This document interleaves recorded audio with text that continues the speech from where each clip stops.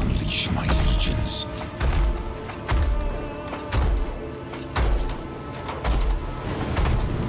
Together we banished the ignorance of old night. But you betrayed me. You betrayed us all. You stole power from the gods and lied to your sons. Mankind has only one chance to prosper. If you will not seize it, then I will!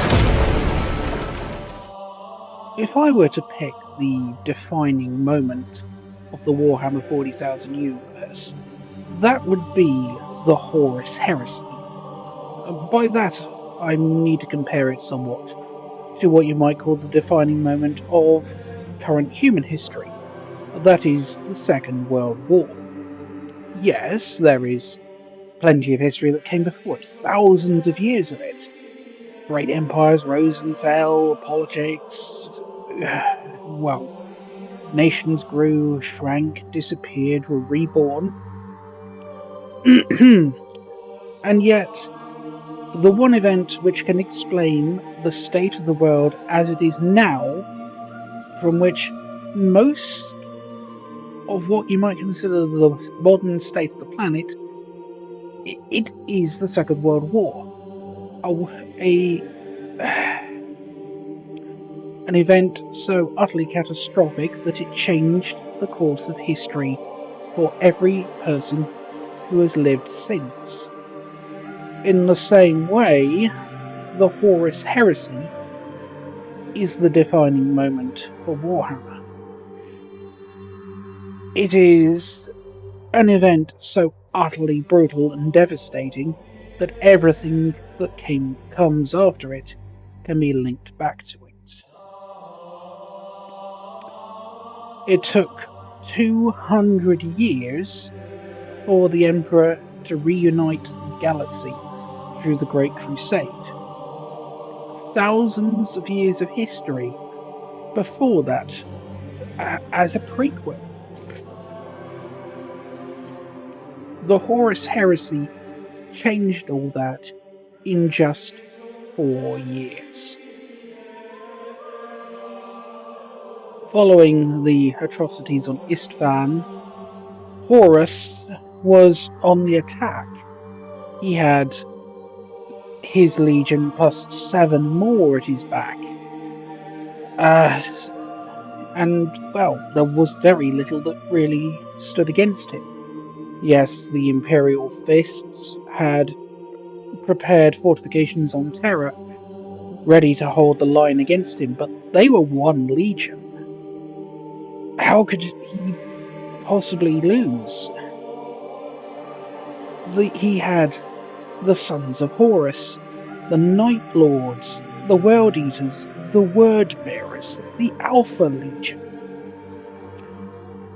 He had the Death Guard, the Emperor's Children, and even the Iron Warriors. Between them, he had close to 1 million Space Marines, half of the Imperial Army, and half of the Imperial Navy. There was almost nothing to stand against him at this point. By contrast, the Imperial Fists had maybe 100,000 Marines. It was to be a one-sided slaughter, or at least that was the plan. However, for every step he took forward, losses were made.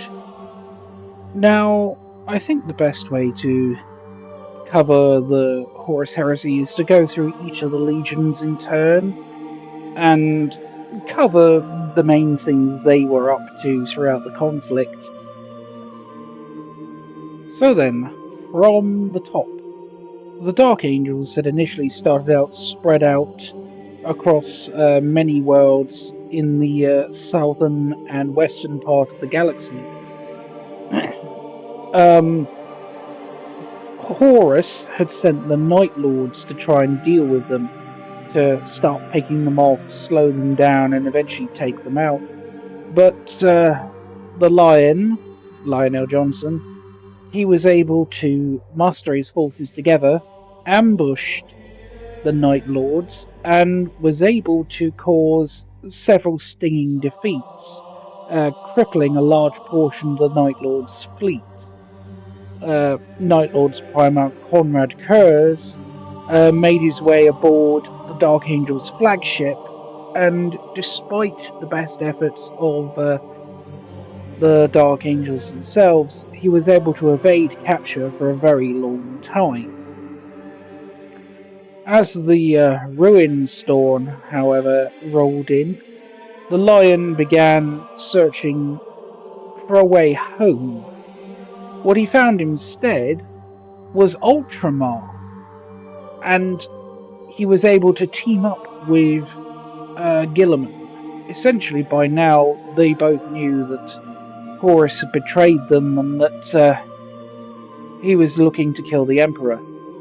It was then decided that the Lion would aid Gilliman in essentially establishing a splinter empire, Imperium Secundus. The whole idea was that in the event that the Emperor was slain and the Imperium fell, they would have at least some way of holding out against the forces of chaos.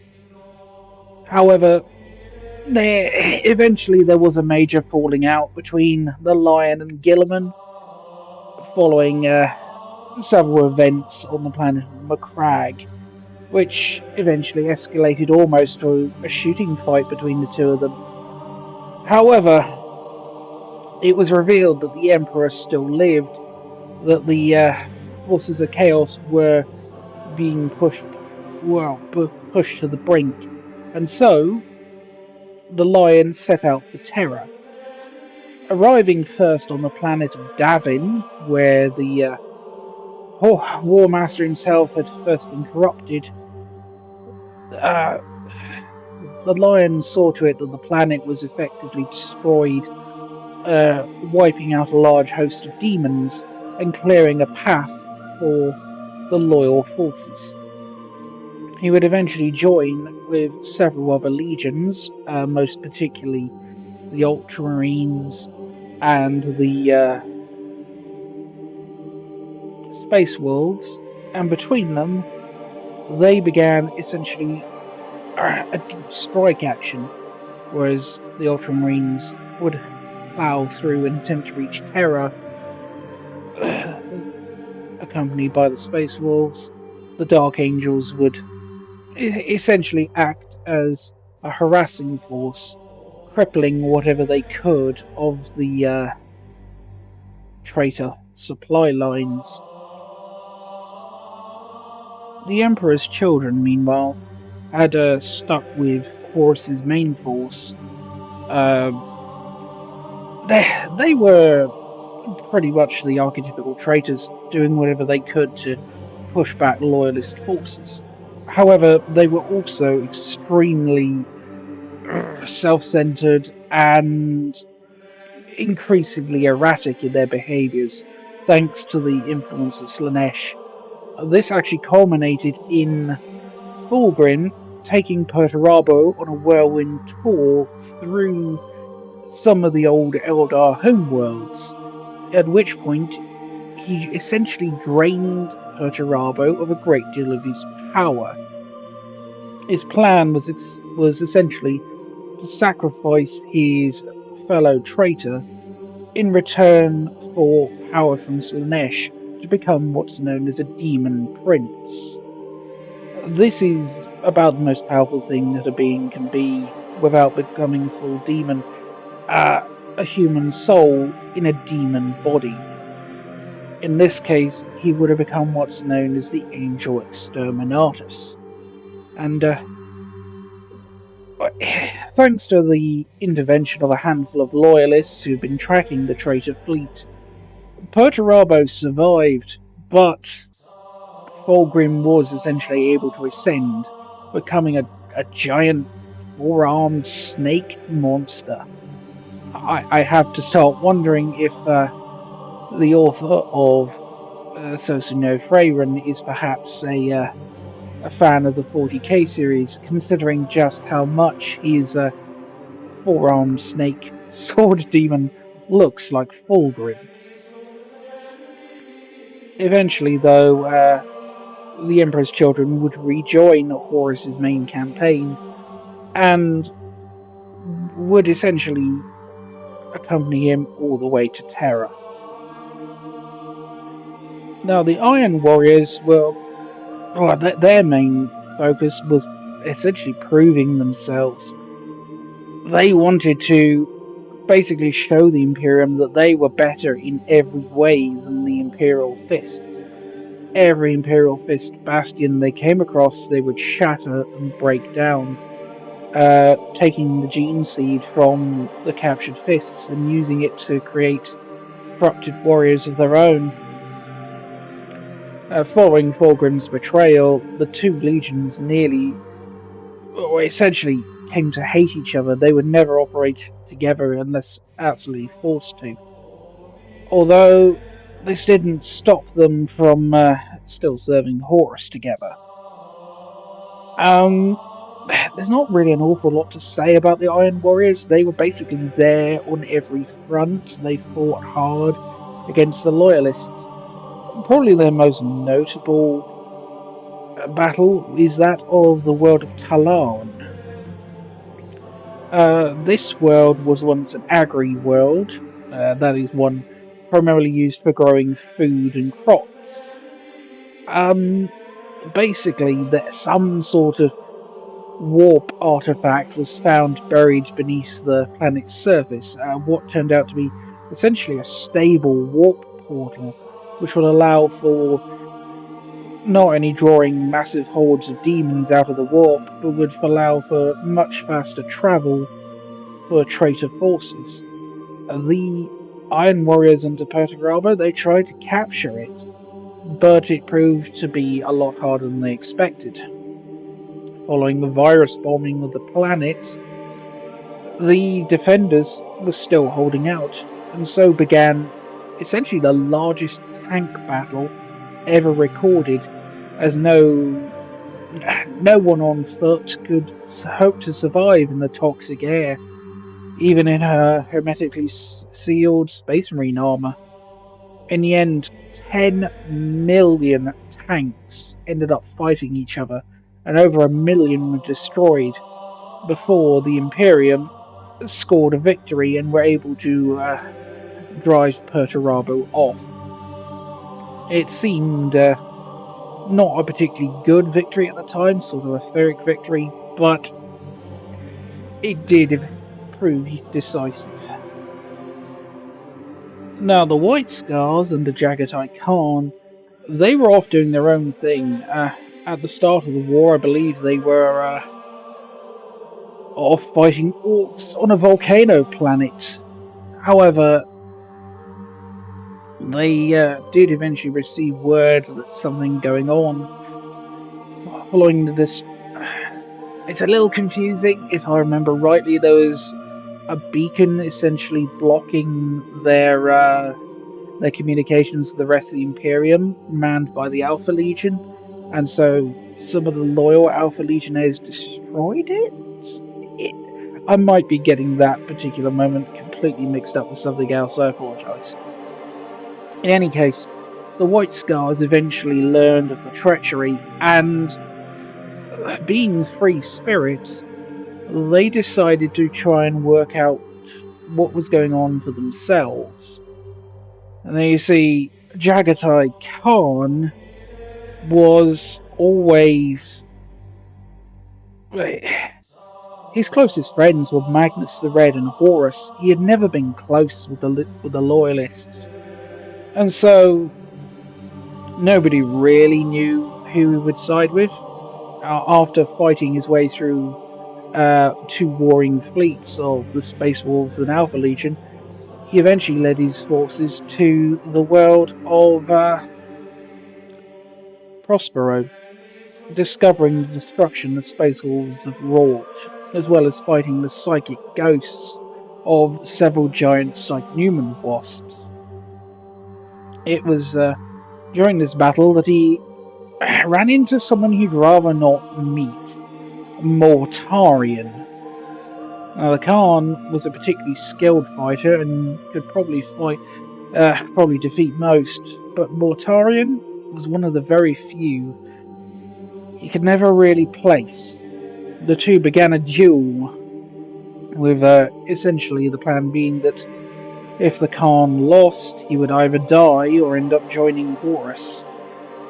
At the same time, the warrior lodges, which had spread further among his legion than almost any other, rose up and attempted to overwhelm his fleet.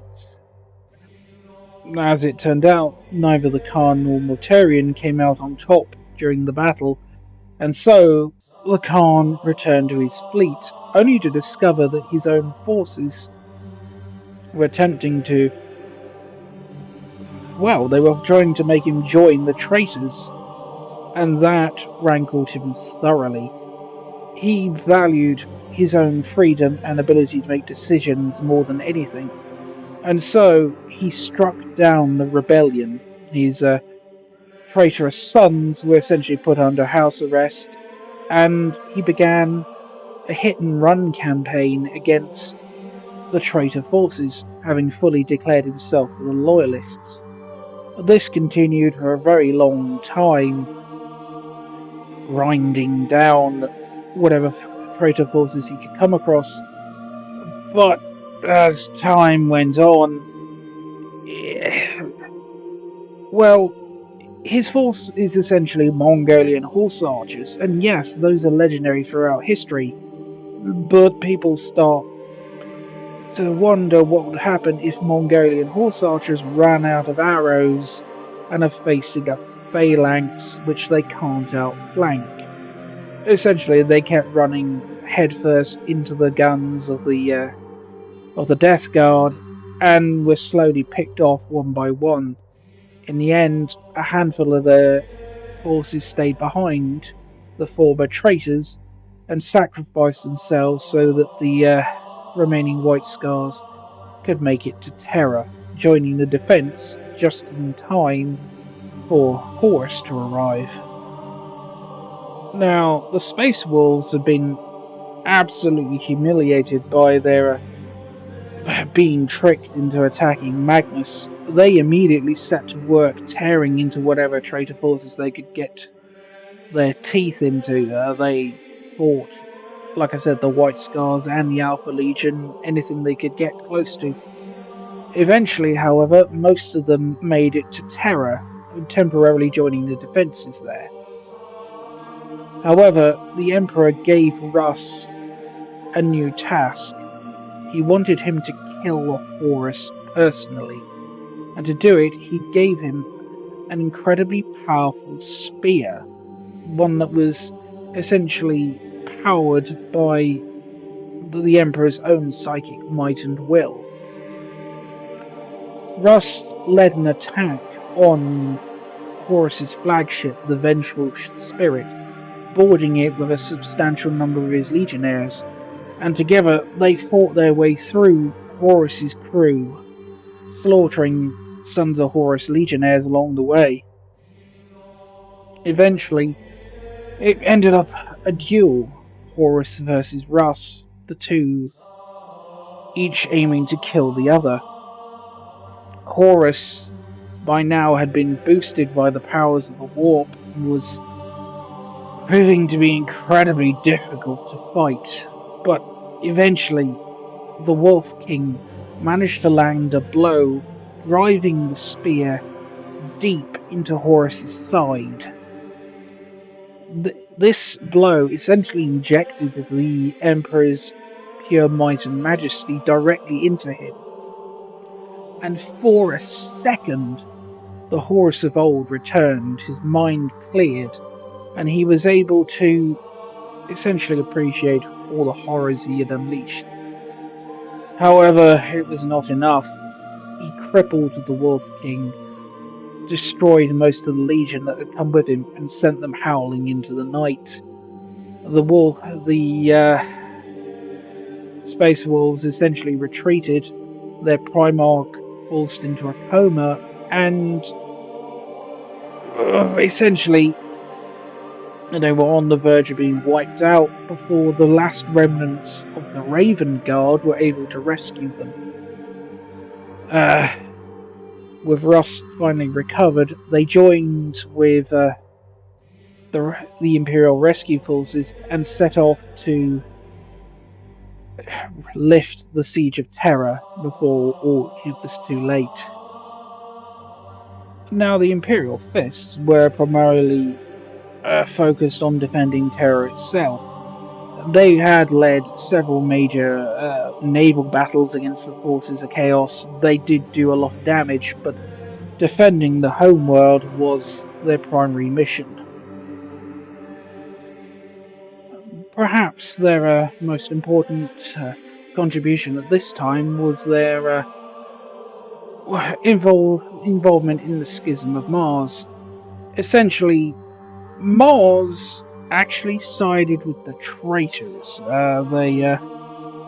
The Fabricator General, essentially the Emperor of Mars, he wanted to pursue dark and forbidden technologies, the use of warp infusion into their weaponry, things like the creation of sentient AIs, all sorts of horrors that were banned under Imperial law. Horus would allow this in return for his support during the war, and this essentially led to some rather big unpleasantness happening. Rogel Dawn, sensing that this was about to go off, he essentially launched a massive raid on Mars, capturing huge quantities of equipment for the Space Marine legions, thousands of suits of armor, hundreds of vehicles, and did whatever he could to prevent the Martians from intervening in the war.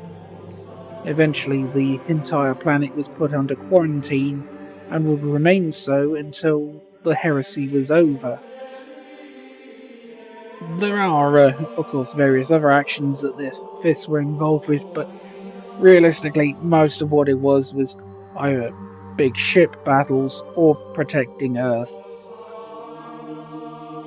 Now, the Night Lords and Conrad Kurz, well, as I mentioned, they had been raiding the Dark Angel's forces, and eventually they got their asses thoroughly handed to them. Before that, though, there is something of note I need to mention.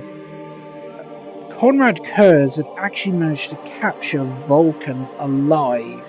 Or should I say, you know what, I'll save that for later. After failing to kill him several times over,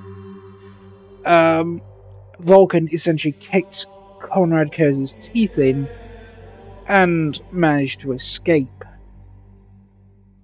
The Night Lords just kept raiding, doing whatever damage they could, and eventually they came across something known as the Pharos Beacon. Now, the Pharos Beacon is... First, I've better explain the Astronomicon and the Golden Thrones. The Astronomicon is a device that was found on Earth. It is essentially a giant psychic lighthouse which allows Imperial forces to navigate through the depths of space without getting lost too badly. It's a beacon in the warp, powered by an object known as the Golden Throne, a vast chair which serves as a psychic amplifier and life support system. Anyone placed within the Golden Throne, so long as they're sufficiently powerful psychic, is able to guide ships through the warp without much hassle. The Pharos beacon was a unique artifact discovered on the moon in the Ultimar Segmentum, which was it essentially worked as both a teleportation device and a relay point for the Astronomicon. It's a little hard to describe, but that's the gist of it. The Night Lords came to investigate, and eventually they destroyed the Pharos beacon, thinking that perhaps they could cripple loyalist forces. Unfortunately, something out in the depths of space was drawn in, although it would take many thousands of years for them to actually arrive. Yeah, we'll cover that later. From there, the Night Lords played a fairly minor part in all things. Comrade Kurz did end up on Macragge, where he caused some damage and some devastation, but his legion was largely broken by this point. It eventually ended up joining back up with Horus's forces and set forth for Terra. Now, for the Blood Angels, their campaign started rather interestingly. As mentioned before, Horus knew somewhat of the genetic flaw that was affecting Sanguinius and his angels, and he claimed that he'd found a cure. He'd sent them over to the Cygnus cluster, a small part of space around the planet of Cygnus Prime, where he claimed that the Nephilim, the dangerous mind-controlling aliens that fed on adoration, were not only held up, but had developed some sort of technology using genetic manipulation, which might be able to cure the Blood Angel's genetic defects. Sanguinius was skeptical, but he trusted his brother, and so he set off with all due haste. What he didn't realize was he was about to walk into a horrifying trap. Now, the warp can have some pretty horrific effects when it leaks into the real world. In the case of Cygnus, it started raining blood on the various planets. The population essentially went mad, and, well, by the time the Blood Angels arrived, the entire system had become what are known as demon worlds. Depending on what particular kind of demon has taken over a planet, this can have various effects, but where to start? There is one demon world I know of, which is the entire thing is a massive, morbidly obese man. Another is a giant ball of rotting flesh. Some of them are literally lakes of blood and fire. Some of them don't even exist or are made of an entire planet made of smoke and ice. It's very weird. In the case of Cygnus, as the Blood Angels explored the system, first one of the planets threw a skyscraper at them, which destroyed a Blood Angel's warship, and then later a form of weird psychic chanting infected the minds of the crew of the Blood Angel's flagship, the Red Tier. The Red Tier was badly damaged, crash landing on the surface of Cygnus Prime, where it became the site of a massive battle. The demons had massacred the entire population of the planet and piled their bones into an enormous temple of, well, it was a bone temple, a massive cathedral the size of a mountain, composed of limbs, skulls, and ribs. Sanguinius led his forces against them, and there he met a bloodthirster, one of the greater demons of Khorne, known as Kabanda. And yes, any of you who have been in my D&D games, yes, this is exactly where I got the name Kabanda from. Essentially, Kabanda attempted to corrupt Sanguinius to the forces of chaos. He had created some sort of warp conversion portal, which would unleash Sanguinius's genetic disorders upon his entire legion and basically make them go mad. even the ones who had somehow managed to resist thanks to the efforts of a psychic blank who they rescued from a nearby spaceship. However, a medic known as Meros threw himself into the fire and was converted into a horrific chaos demon instead. Sanguinius and his forces were able to defeat Kabanda and the remaining Cornoid demons and escape the planet. I don't know what happened to the red tier. It's never mentioned after this. I have to assume that the poor ship was destroyed. In any case, Sanguinius and his men, they eventually teamed up with Gilliman and the Lion, forming the government of Imperium Secundus. Sanguinius would serve as the new emperor, uh, whilst Gilliman essentially served as both the governor of Macragge and the Lord Regent, and finally the Lion served as Lord Protector. And for a while it worked very well. They were able to hold out against the forces of chaos.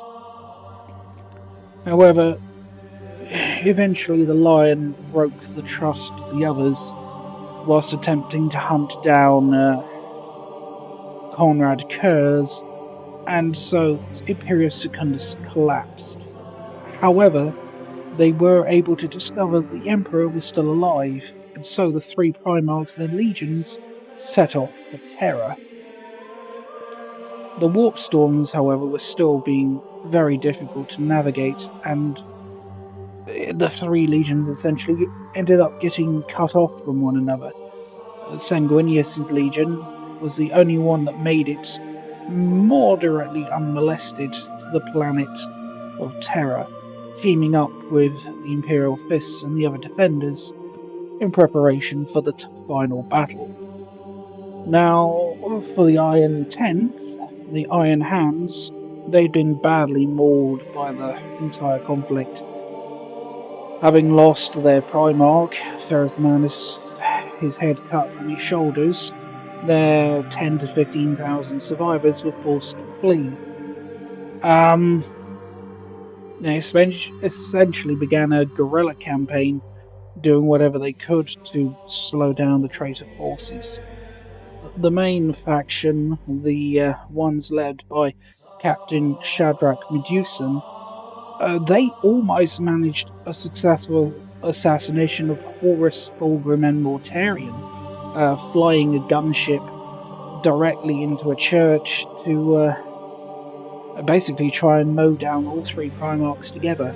It is only by a miracle that any of them survived. Eventually, however, Medusan was slain, and, it got a little confusing. Some Iron Hands kept fighting. A handful of them actually turned traitor and joined the Sons of Horus, but for the most part, the survivors made their way back to Terra and prepared for the final stand. Now, the World Eaters under Angron, they went on a rampage through Ultramar and basically did whatever they could to slow down and destroy the Ultramarines and Imperium Secundus. They were involved in just there's like 10 different battles listed here that we could go through, but essentially they would turn up, tear an entire world apart, and then move on. Quite often they would actually work alongside Lorgar and the Wordbearers, and weirdly those two seem to get on moderately well, even if the Primarchs themselves were polar opposites. It eventually culminated in Angron doing so much damage he became a demon prince. He was uplifted by Khorne, and essentially in doing so he was freed from the wrath of the Butcher's Nails, and well, he was the one who would spearhead the attack on Terra itself when the time eventually came. The Ultramarines, meanwhile, were extremely busy. They, of course, led the Imperium Secundus, and, well, they were involved in all kinds of weird and wonderful things. They fought the Word Bearers, the World Eaters, the Night Lords, and I think pretty much I've actually covered most of what they were up to. By the time Imperium Secundus shattered, they were already on their way to Terra. However, they were badly delayed by warp storms, and so they were actually among the very last legions to arrive. In fact, it is the arrival of the Ultramarines that would eventually lead to the end of the battle for Terra. Now, the Death Guard, they weirdly seem to have had the least going on during most of the Heresy. Uh, whilst it was a Death Guard ship, of course, that carried Nathaniel Garrow and the few remaining loyalists back to Terra, Mortarion and his legion seemed to be rather unbusy. Um, Perhaps it was another case of them being everywhere all at once and not being particularly notable. Following many failed attempts to hunt down and slay Jagatai Khan and the White Scars, the Legion was actually beginning to splinter, with forces under Typhon, later Typhus, actually beginning to go rogue from Mortarion and the main Legion. Eventually, however, the forces began to slip more and more into chaos. Typhon massacred all of the navigators on board the ships and essentially led the fleet deep into the warp. At which point, the Destroyer Plague, an absolutely horrifying disease created by Nurgle himself, tore through the fleet, and essentially slaughtered just about the entire Legion. However, it didn't really work in the end, and ended up with both Typhus and Mortarion becoming, well, Typhus became a new champion of Chaos, and Mortarion became a demon prince. The two of them have been at odds ever since, and, well, they eventually both turned up at the Siege of Terror as well. For the Thousand Suns and Magnus, essentially the war effectively ended after the burning of Prospero. They retreated to Zinch's planet, the planet of the sorcerers, deep within the Eye of Terror, where eventually the remaining Thousand Suns were falling to chaos.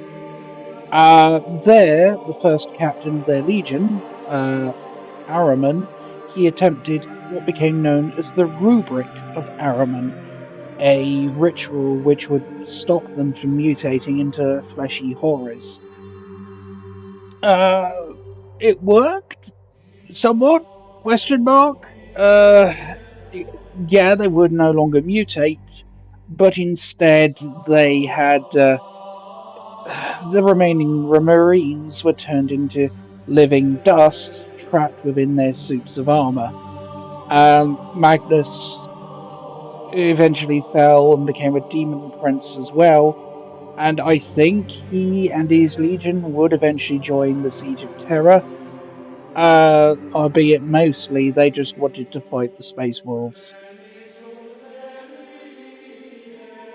For the Sons of Horus, it was a pretty standard campaign. They were at the forefront of every last little bit of fighting. Horus himself eventually led the Legion to the planet of Moloch, the same world where the Emperor had originally faced the Chaos Gods.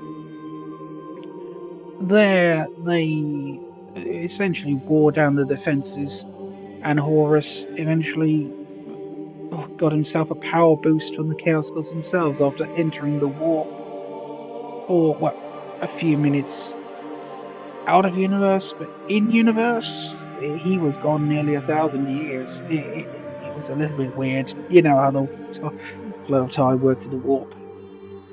Eventually, he would lead his forces directly towards Terra and would end up in a duel with Lehman Russ, which badly wounded Horus. He was aged another 1,000 years and put into a coma by the blow from the Emperor's spear. However, this would not be enough to slay the Great War Master, at least not immediately, and he would eventually go on to, well, spearhead the final attack. Now, the Word Bearers were, of course, the leading force, corrupting everything they could get their hands on. Um, Eventually, they would break away from their attacks on Imperium Secundus and, of course, head to Terra as well. It's during, or rather just after, Horus's duel with Russ that Lorgar would actually make his move. With Horus badly injured, he attempted to stage a coup against him, supplanting him as War Master.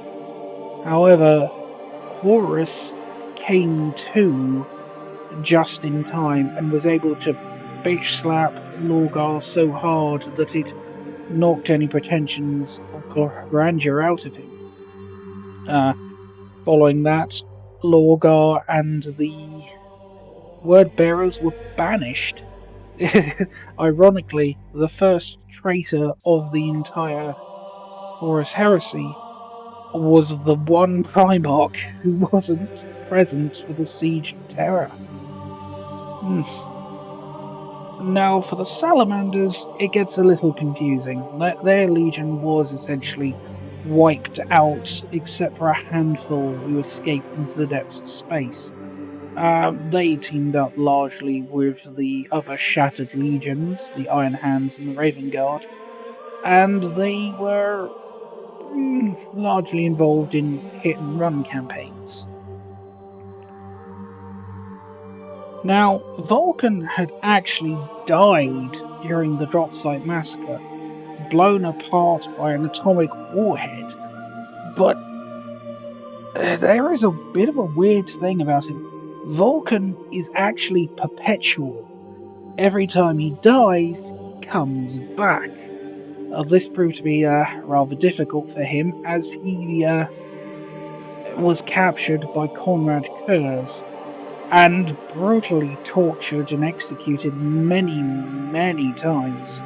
I believe he was skinned alive, shot, dumped into acid. I think at one point Kurz dropped him into the engine exhaust of a starship and then activated it, blasting him with basically a star's worth of concentrated nuclear energy. It was pretty horrific. And actually, it began to piss Kurz off. No matter how many times he killed Vulcan, he just kept coming back. Eventually, Vulcan was able to defeat Kurz in a one-on-one duel and escaped, falling from orbit into the atmosphere of Macragge.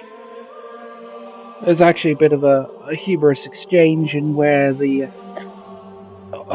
Kurz eventually corners Vulcan after he's finally recovered his hammer, in which he says, "Vulcan, you know you cannot escape me. I have blocked your teleportation array hidden within your pathetic weapon. You cannot escape my ship, nor my tender clutches."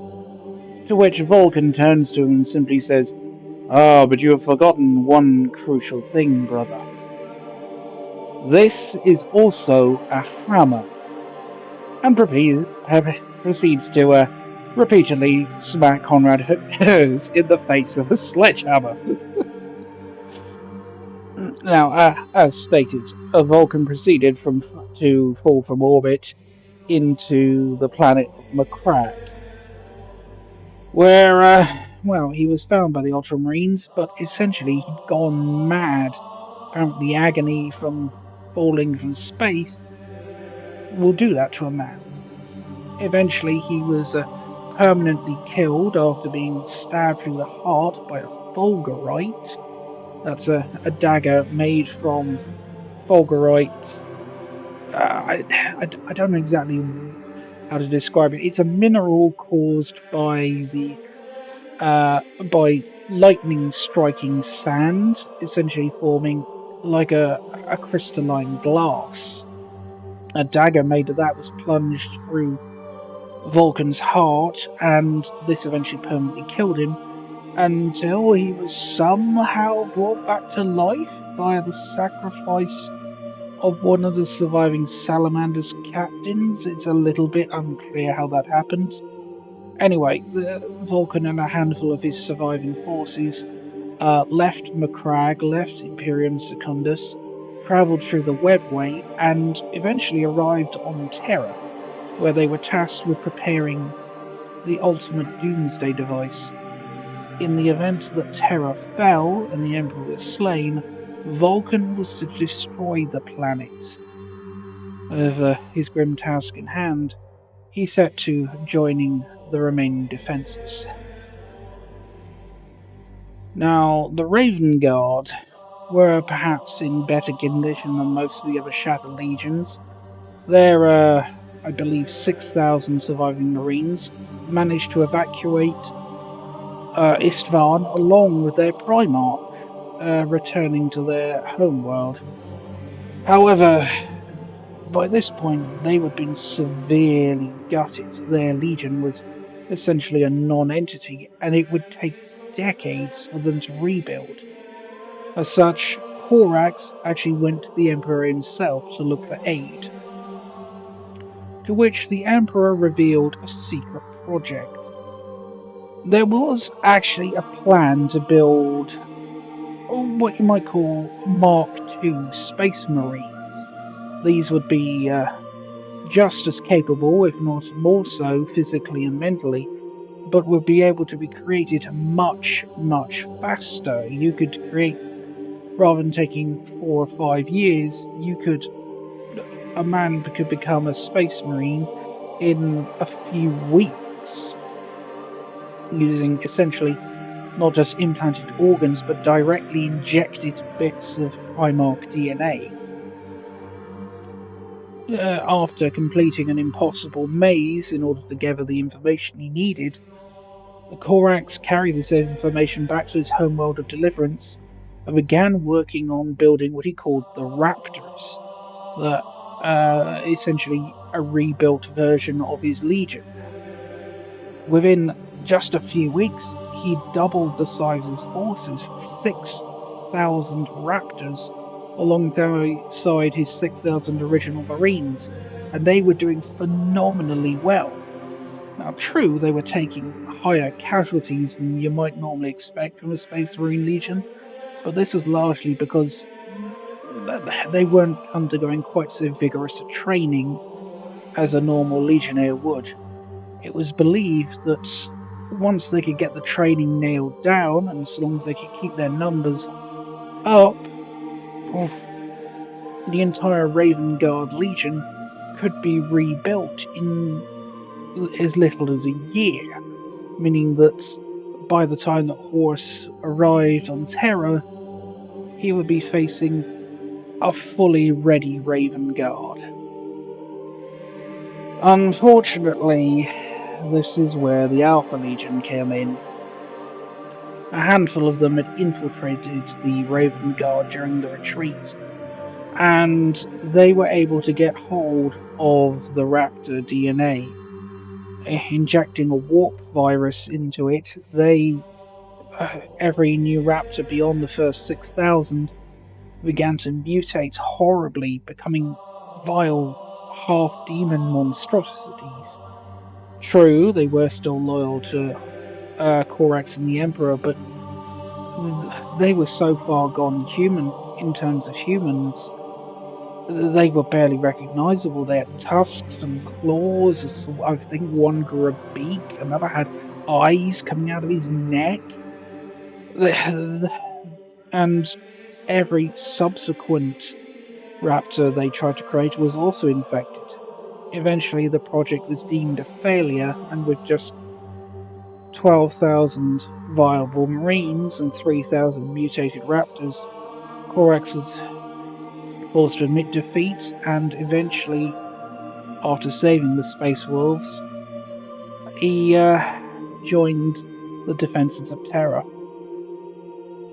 And finally, we come to the Alpha Legion. Now, they had, of course, been busy all through space. Uh, some were working for Horus, some worked against him, depending on which particular Primarch was in charge that day. Um, as mentioned, they were heavily involved in this permanently crippling the Raven Guard Legion, and many of them also infiltrated the other Shattered Legions, the Iron Hands and the Salamanders. However, by the time that the Chaos Forces were approaching Terror itself, the Alpha Legion was falling out of favor with Horus. He was getting bored and tired with their antics. He wanted the job done. And so, it was actually the Alpha Legion which struck the first real blow against the forces of Terra. Now, Alpharius had secretly infiltrated Terra itself some time before, and awakening on the planet itself along with a handful of infiltrators, he began setting a trap. Now, Dawn and a sizable chunk of the Imperial Fist's fleet was preparing to sally out to basically launch a massive assault on Horus's fleet, which was mustering not far off. He was going to leave the planet in the hands of his second in command. After basically being led on a wild goose chase all through the Sol system, which involved various chemical attacks and sabotage raids on the Imperial forces, Sigismund, second in command of the Imperial Fist Legion, eventually tracked uh, the Alpha Legion operatives back to the moons of Pluto. Now, by this point, the Imperial Fist Legion had largely left to strike at Horus's forces. However, with more than 30 ships at his lead, it was felt that he could deal with whatever the Alpha Legion might attempt to throw at them. Of course, as being the Alpha Legion, it turned out to be a trap. As Sigismund's forces attempted to engage them above the moons of Pluto, it was revealed that Pluto's defense network, along with its supporting gun batteries, had already been captured by Alpha Legion operatives arriving in so-called ghost ships, powered-down hulks that were they just essentially drift in from the edge of space undetected and then only power on at a particular given time, usually waiting for an encoded signal to reach them. Suddenly, Sigismund and the entire home fleet was caught between the majority of the Alpha Legion and the guns of Pluto. It was going to be an absolute devastating loss. A full third of the Terran defense fleet was about to be wiped out, and with Dawn and his reinforcements far out fighting Horus, it would essentially mean that the Alpha Legion could run rampant all through the Sol system without much to worry about. Every single planet would be raided and sundered, the defenses crippled before either help could arrive or Horus needed to intervene. It was going to be a massacre. Until it turned out that Dawn was a lot smarter than he appeared. You see, Alfarius slash Omegon had always thought of Dawn as slow and not particularly interesting, too busy thinking of forts and defences. They never really thought him as a great strategic commander. However, Dawn was fully capable of doing everything the Alpha Legion could. He just didn't like doing it. As such, when he realized that the Alpha Legion was essentially attempting to bait a trap for him, he simply set a bigger trap. When the entire Alpha Legion mobilized and attempted to attack Sigismund and his fleet, Dawn revealed that he had never actually left the system at all. His entire fleet had been hidden within the Sol System's gas giants, and before the Alpha Legion realized it, they were now facing the entire might of the Terran Defense Fleet. On the moon of Hydra, Dawn fought Alfarius personally. The two Primarchs clashed, but this time there was no escape for the Lord of the Hydras. Dawn cut off Alfarius' hands, forcing the traitor Primarch to his knees, where with a stunned look on his face, Alfarius uttered one final word. "Brother?" Before Dawn took his head. It is confirmed that this was in fact the true Alfarius. His twin Omegon sensed his death well out into space, the shattering of half his soul. Alfarius became the first traitor Primarch slain, and with their legion shattered, the handful of survivors were forced to retreat from the war. They were done.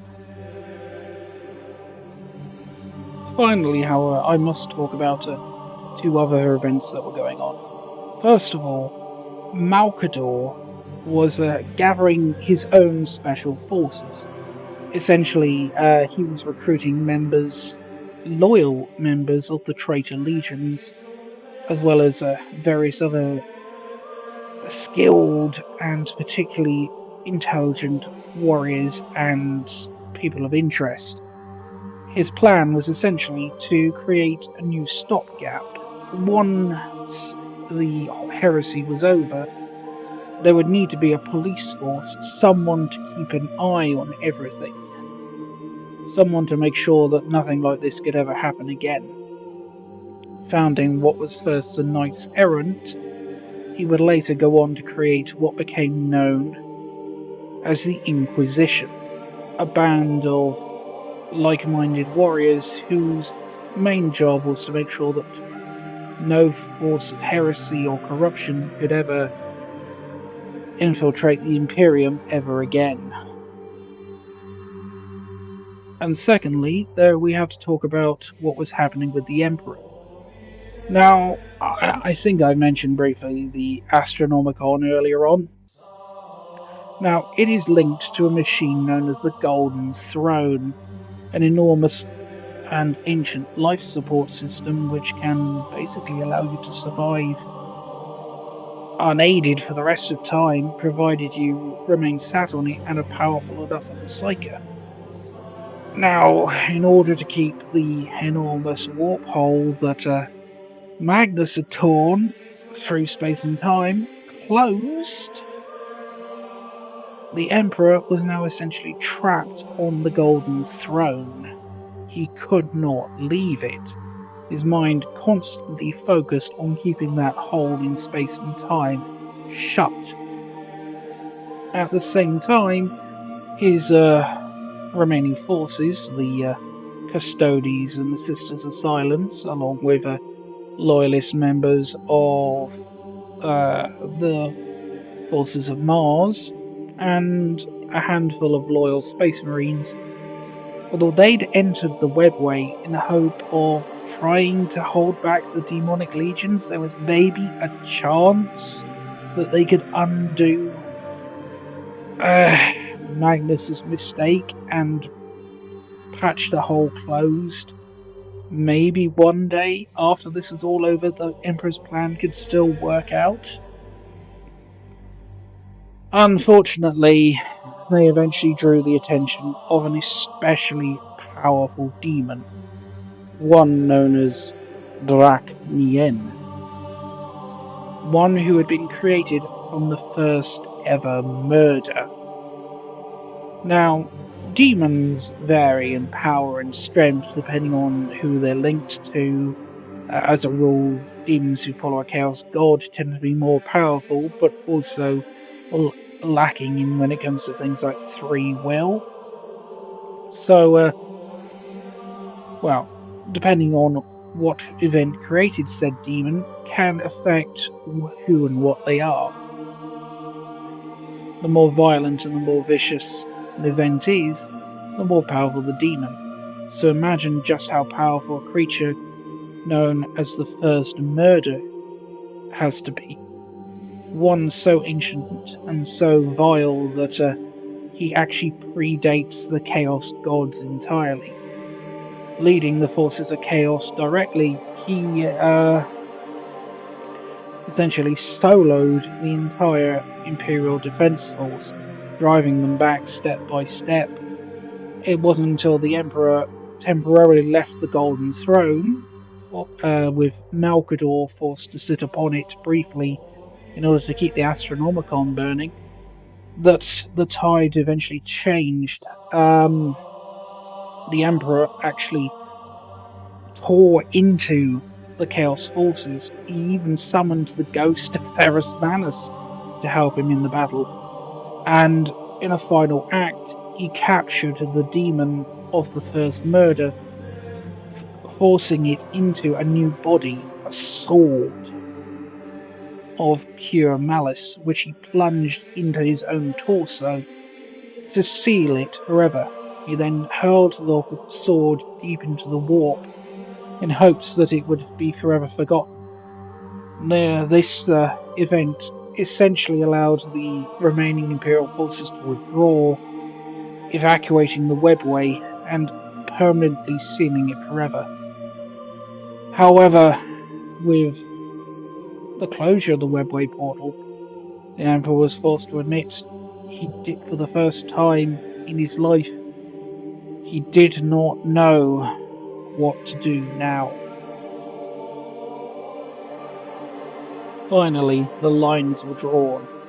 The Emperor's children, Iron Warriors, Night Lords, World Eaters, Death Guard, Thousand Sons, and Sons of Horus, would all lay siege to Terra. Against them, they faced the White Scars, the Imperial Fists, the Blood Angels, the Salamanders, and the Raven Guard. It was a mismatched fight. God, it was brutal. The first line of defense cost 1 million heretic lives before they even touched down. The war raged on. Days, weeks, months of endless war. There was no end to it. The siege of Terra had begun, and in the immortal words of the War Master himself, The seas boil. Let the stars fall. Though it takes the last drop of my blood, I will see the galaxy freed once more.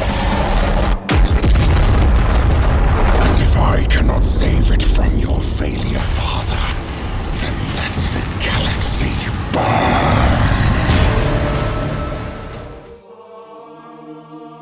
I'm sorry that I can't go into too much detail.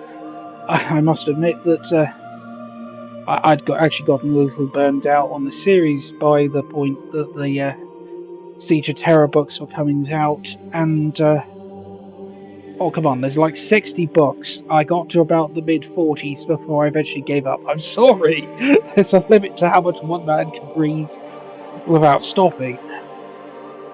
What I will say, however, is that well, Imperial forces, as strong as they were decimated by this point.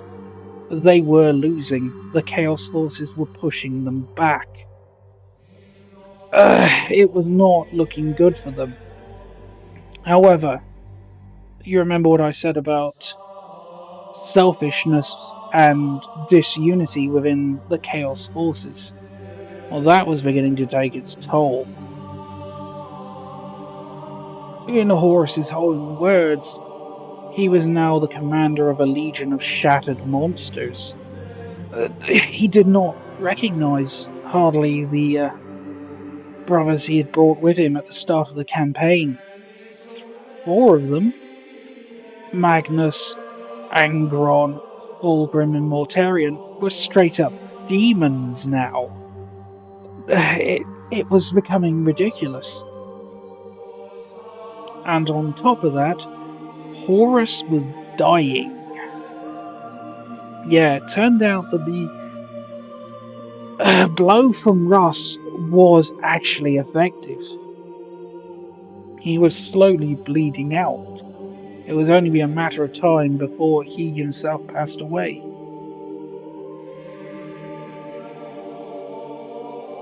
On top of that, his own forces were beginning to shatter and break down. Whilst Perturabo initially led the siege, for instance, he'd become disillusioned with Horus and his honeyed words, shall we say. Whilst Perturabo might suggest what might be considered the correct courses of action for a great siege master, and Horus would nod along and thank him for his contributions. Horus would then essentially ignore Perturabi's advice entirely and would go do something completely different. Perturabo essentially got bored of this, tired of being disrespected, and he actually withdrew the Iron Warriors entirely from the siege, leaving Mortarion as as Horus's new second in command. Meanwhile, Angron was more interested in just ripping and tearing after a one-on-one fight with Sanguinius, which left both wounded. He essentially got bored and went off to slaughter the local population, leaving much of the fighting in the hands of the other legions. In fact, this actually became a running theme. By the end of it, it was really just a very small handful of traitor forces fighting an increasingly shrinking loyalist force. It really wasn't going well for Horus. And to top it all off, reinforcements had started to arrive.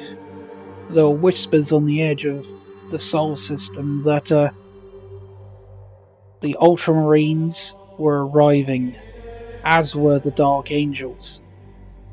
By the time that the final gate or the final wall was breached, the first Ultramarine ships were essentially within visual range of the Chaos fleet. With his legions badly depleted, and with his own life leaking away, Horus knew he did not have time. Even if somehow he was able to make it to the Emperor at this point, he was going to lose. Just by a few hours maybe, but loss was inevitable. He could not win. And so he began a desperate gambit. Bringing his ship, the Vengeful Spirit, to low orbit over the planet of Terra, he lowered the shields and then sat back to wait.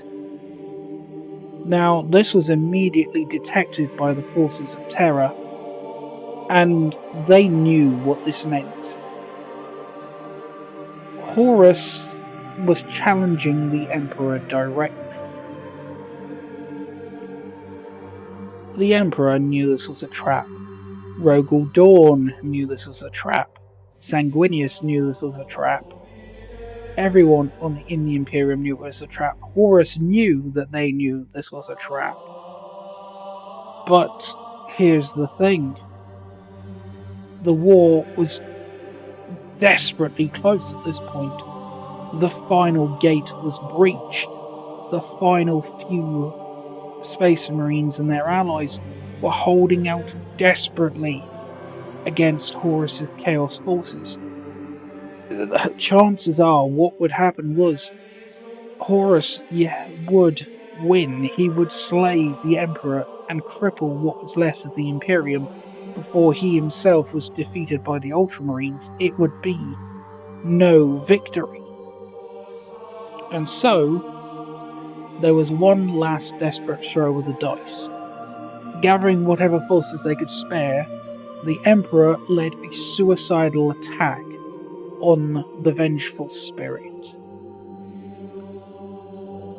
Now, teleportation is a thing in the Warhammer universe, and it's about as unpleasant as you might expect from this particular setting.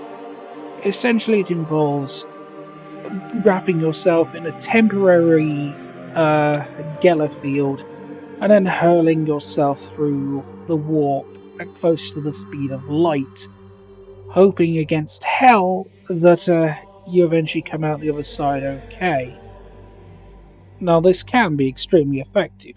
When aimed properly, you can achieve maximum surprise, dropping thousands of armored warriors directly into your enemy's ranks, with them not really having any way to respond. However, it is also phenomenally dangerous.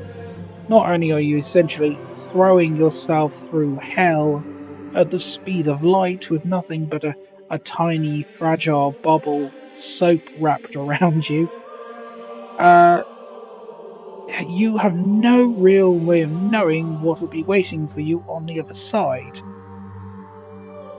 So, let's imagine that you are the Emperor here.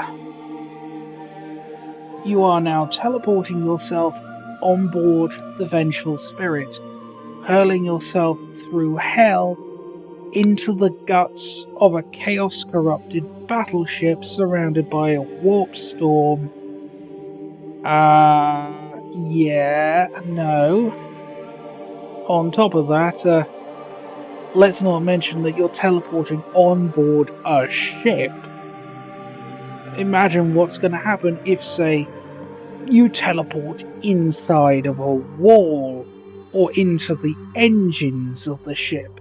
Imagine being teleported inside the reactor chamber of a nuclear power plant, or inside a crew member, which is entirely possible and does happen very frequently. That you're going in blind, guided by a handful of teleportation beacons left behind by a few long dead space wolves, and hoping and praying you can pull it off. It really was a desperate gambit. As it was, the Emperor, Sanguinius, Dawn, and their forces ended up scattered throughout the decks of the Vengeful Spirit. Many of them survived, many more died, but, well, like I said, scattered. Each of them would have to find their way to the bridge on their own, fighting their way through corrupted forces, demons, and horrors the likes of which no one would ever wish to face. Even as the ship itself roiled, the metal bent and flexed like a rubber sheet, and horrors popped in and out of reality before their very eyes. As luck would have it, the first of them to make it to Horus was Sanguinius. The angel faced his favoured brother, drawing his sword, and the two set to war. Now, Sanguinius might well have been arguably the very best fighter in all of the Imperium. There were very few who could challenge him in single combat, not to mention he was an exceptionally powerful psyker in his own right. But he was facing Horus, empowered by dark magic from beyond the pale. He was facing, arguably at this moment in time, one of the most horrifyingly strong and dangerous beings to have ever existed. As such, even the favoured son could not defeat him. He managed to score a single blow on Horus's armour, carving a small crack into the plate. Horus, however, struck down the angel, impaling him upon his claws. Sanguinius was defeated and slain. It is actually this event that broke the Siege of Terror, believe it or not. You remember those genetic curses suffered by the Blood Angels? Well, the death of Sanguinius unleashed the second one, the Black Rage. In that moment, the psychic shockwave of the death of their Primarch tore into the minds of the Blood Angels. In an instant, they were all Sanguinius facing Horus. They were their Primarch. The enemies they faced were Horus and his traitors. They would extract their vengeance. And so they basically went mad, ripping, tearing, hacking, shooting, butchering, slaughtering the remaining Chaos forces where they stood. Before the forces of Chaos could even react, they'd been driven from the surface of Terra, forced to retreat before the Ultramarines had even arrived. It was an absolutely devastating event. Shortly thereafter, the Emperor himself made it to the bridge of Horus's flagship. There he found Sanguinius, his body strung up, crucified from the bridge, his body impaled and mutilated, speared through by cruel iron spikes and left on display for all to see. There stood Horus, blood still dropping from his claws, and he raised his mace to challenge him.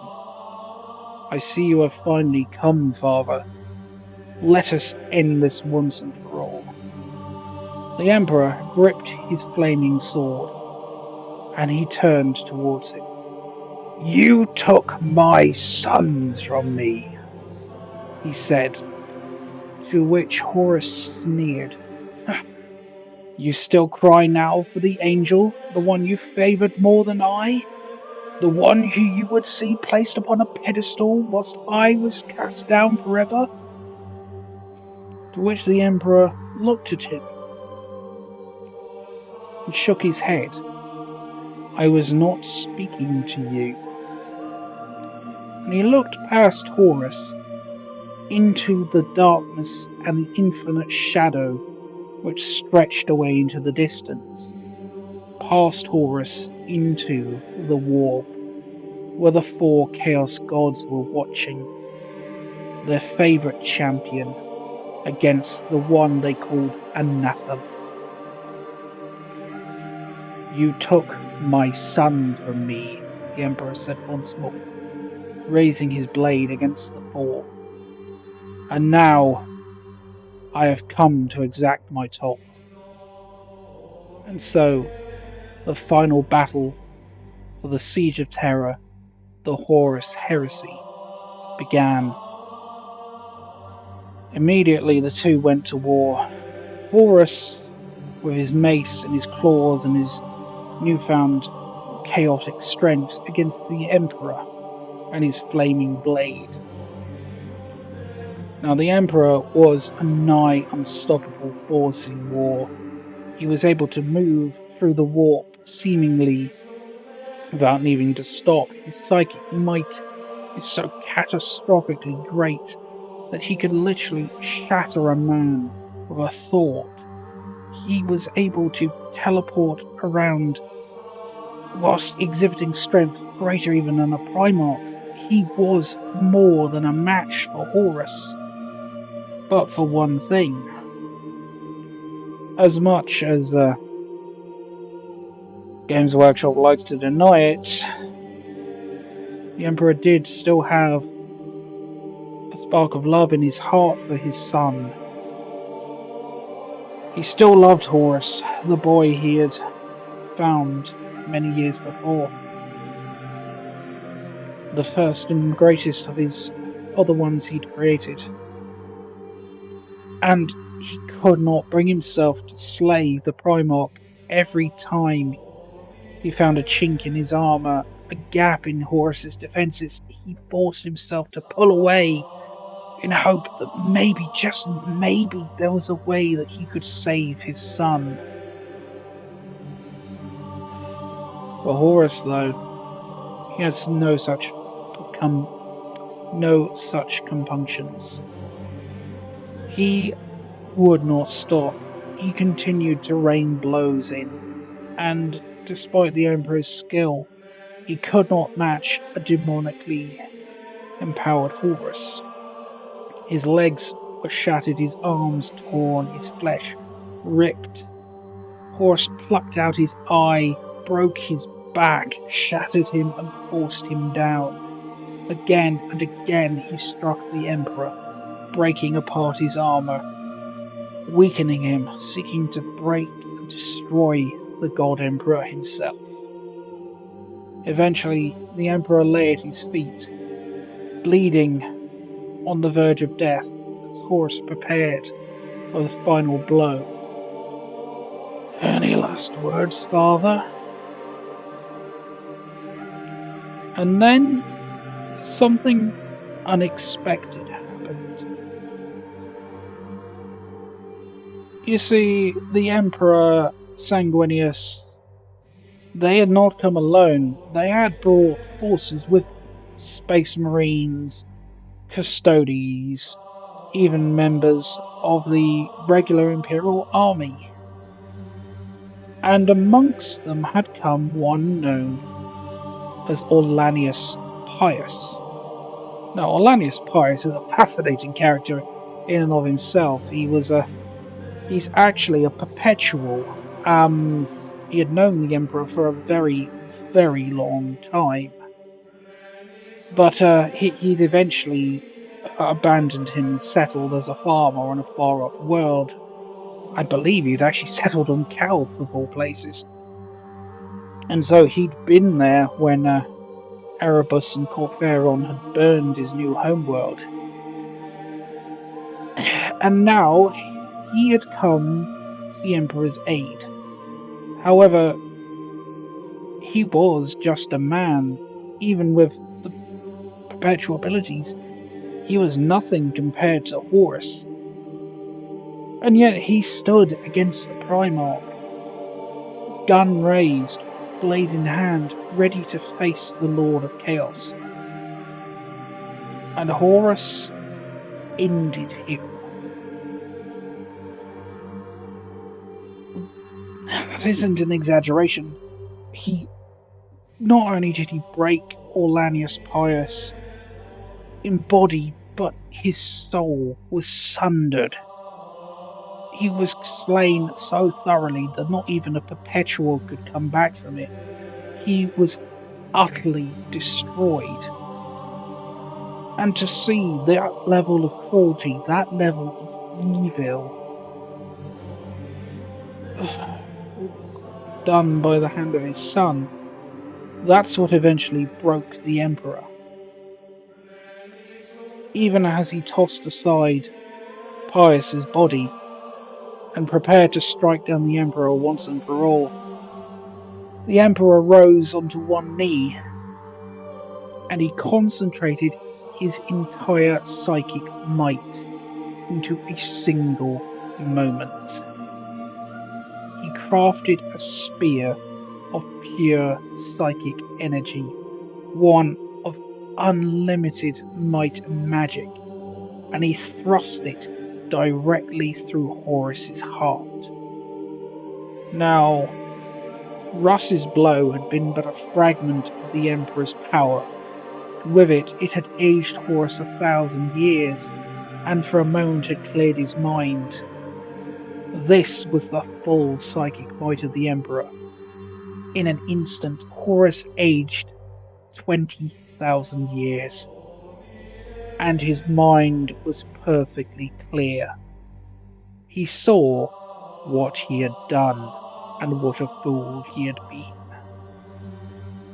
You see, the Chaos Gods had never lied to him. He knew when people lied to him, and he never detected that in them. What he never thought, however, was that they weren't telling him the whole truth. The future he had seen, the one where he and half his brothers were forgotten, cast aside, and the Emperor placed on a pedestal where he was worshipped as a god, despite his protestations to the against it.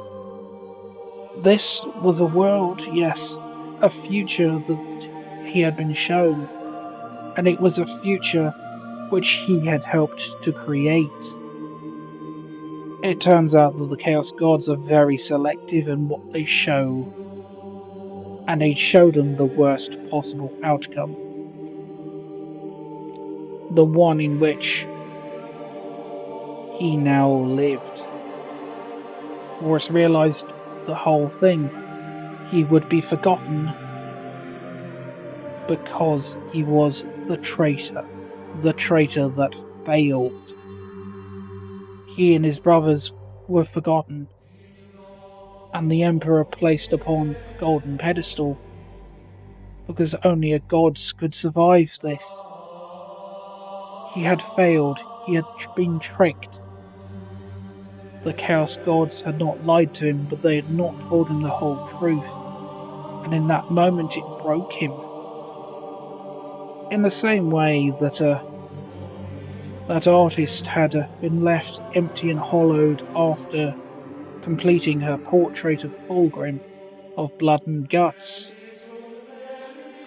Horus was left broken and hollowed as the Chaos Gods abandoned him, a worthless, useless tool, no longer fit for purpose. He realized all that he had done, all he had sacrificed, all the great evil he had committed, all the lives he had wasted. And for what? He would now be forgotten. His fellow traitor brothers would be forgotten. The Emperor, crippled and weakened, would never be able to restore his empire. It would be the end of it all. With a final look towards the Emperor, he begged for death. And so, the Emperor granted him peace.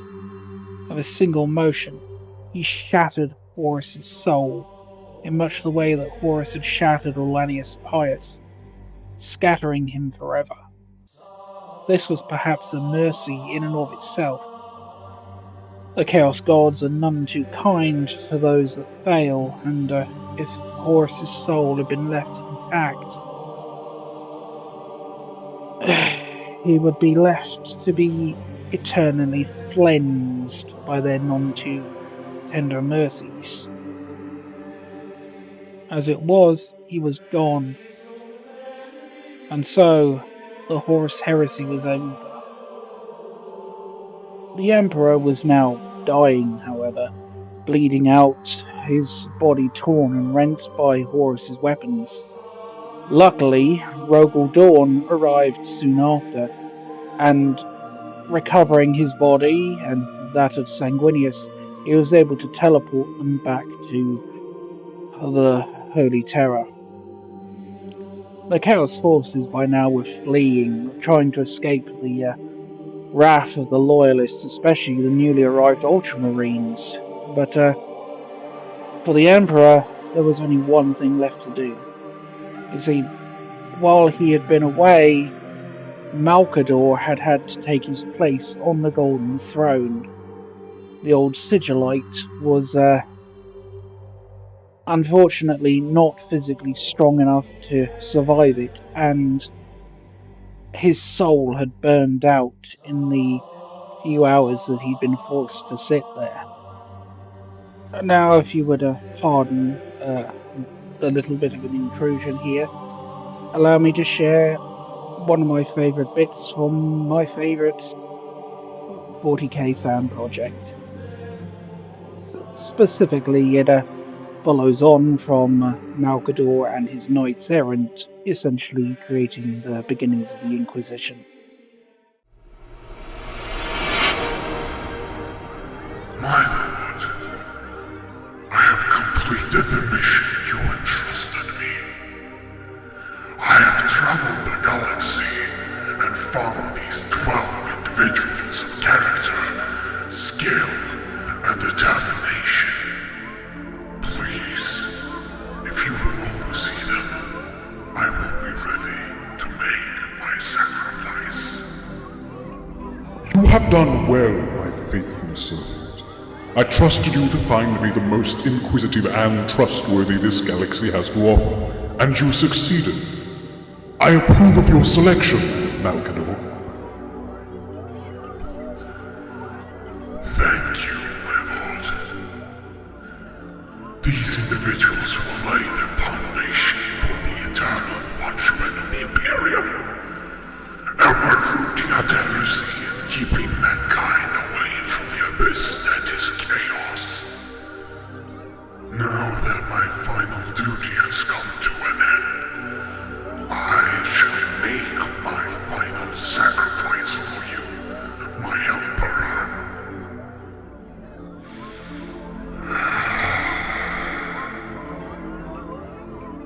Behold the greatest sacrifice of our age! Malkador the Sigillite is no more. Henceforth he shall always and only ever be Malkador the hero.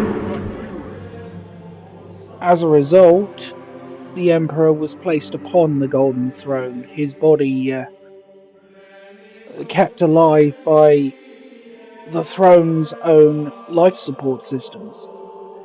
He would now have to sit forever a crippled, barely functional corpse, his mind the only thing still intact, as he desperately solved to hold closed the portal to hell which existed below the Imperial Palace, whilst also providing a psychic beacon to Imperial shipping. The heresy was over, Horus was dead, the Imperium was broken. It's quite a sad and depressing way for this part of the tale to end, if you don't mind me saying.